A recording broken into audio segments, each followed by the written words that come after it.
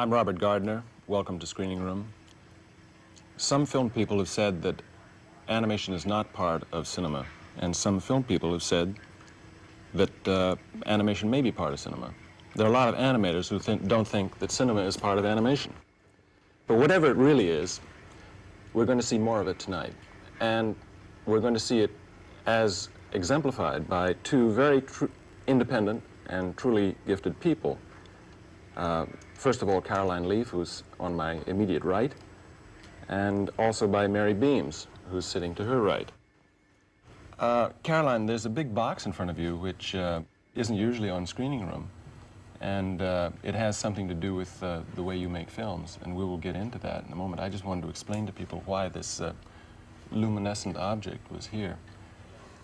Tell me, and really in so doing tell the audience, where you're from and where you are now, so that we can sort of locate you in time and space.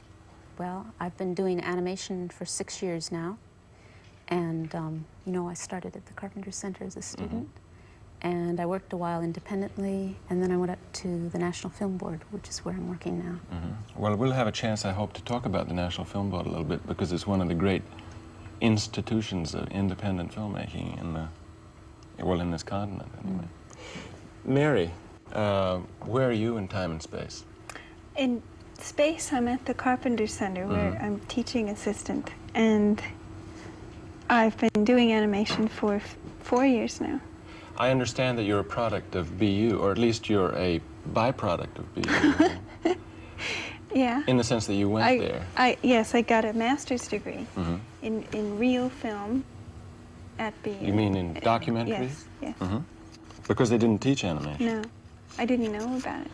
Well, the controversy between animation or animators and filmmakers about whether animation is a part of filmmaking or not has something to do with the really graphic background to animation, I suppose, instead of the photographic background that filmmakers would like.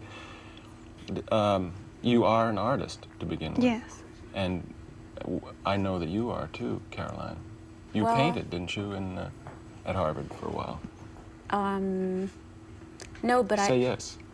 I won't say yes, because I think I learned to draw by doing the animation, and that the first thing I was interested in was the movement. But if I had thought I should be able to draw before animating, then I probably would never have become an animator.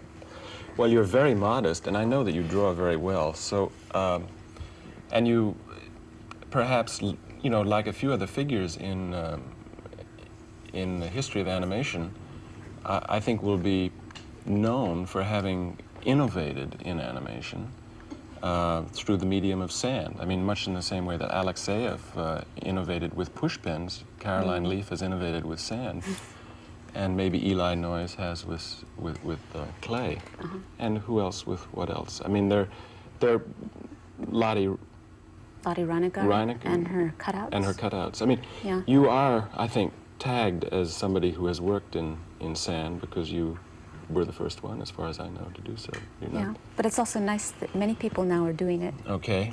Well, now, we have a little time. I'm not sure how much, but we have enough time, I'm sure, to have a demonstration of this, because it's terribly important, I think, that people realize how you work when they see the first film that we're going to see of yours. Okay. I work on a light box like this, and the camera's up above me. And I can do a whole film with a little pile of sand like that. Not that much. Never gets any bigger than that? Well, sometimes it does. And the first film that I'll show this evening is an Eskimo legend about an owl and a goose. So I thought I would draw an owl. And I'm not sure. It's being seen with both your hands when you do that. Go ahead. Don't. I'll just talk a little bit maybe while you're doing this when you're not talking. Sure. This is really your right hand. It's being photographed through a mirror, and this is the reason that you seem to be a lefty. Oh, no, I'm a righty.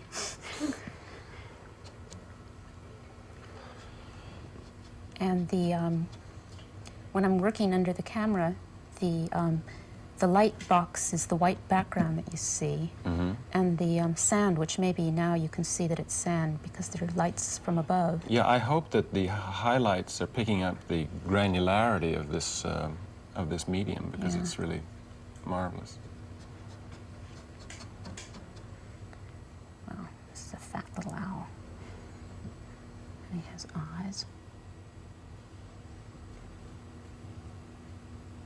What has to be understood is more than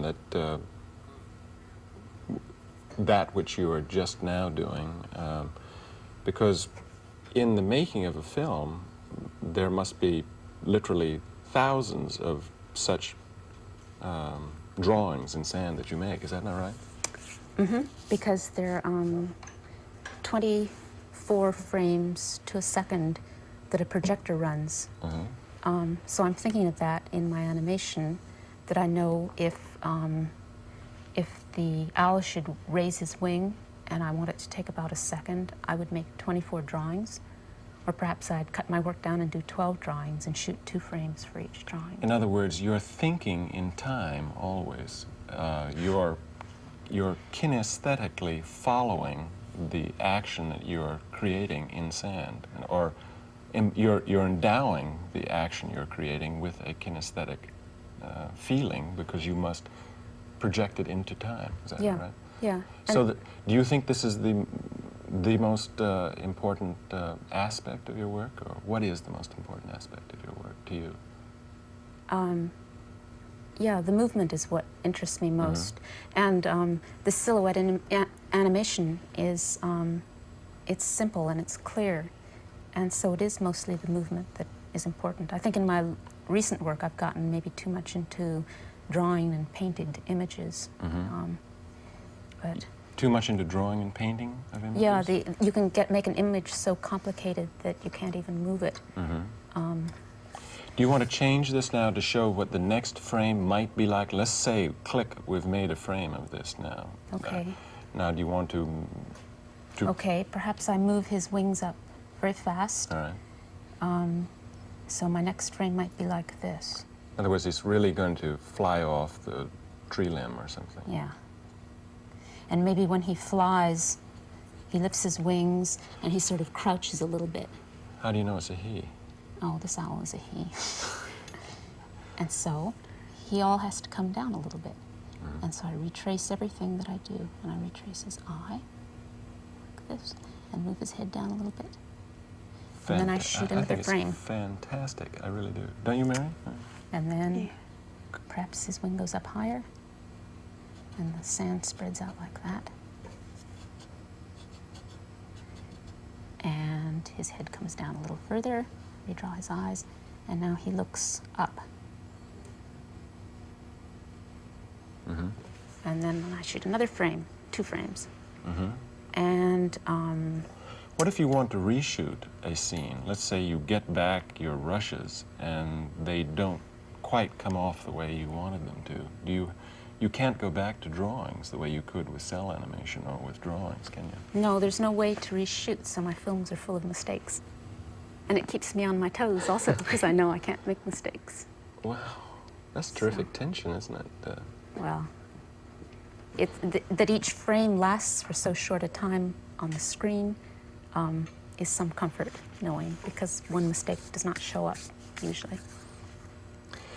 Well, do you want to calculate quickly how many of these drawings you would make for a film? Well, I know I've made here to show you 3 drawings, and 3 drawings might be 6 frames, which would be 1/4 of a second. So you could imagine maybe thousands of drawings for a 10-minute film. I'm not sure. Well, there are 4,000 frames to a minute, and so there are 40,000 drawings. 40,000 drawings. Okay, well, we're not going to see, we are going to see the owl, not this particular owl, but... a relation of his? A We'll relation, take off. perhaps. In Caroline's film, the owl who... Married a goose. Married a goose. All right, let's go to the film.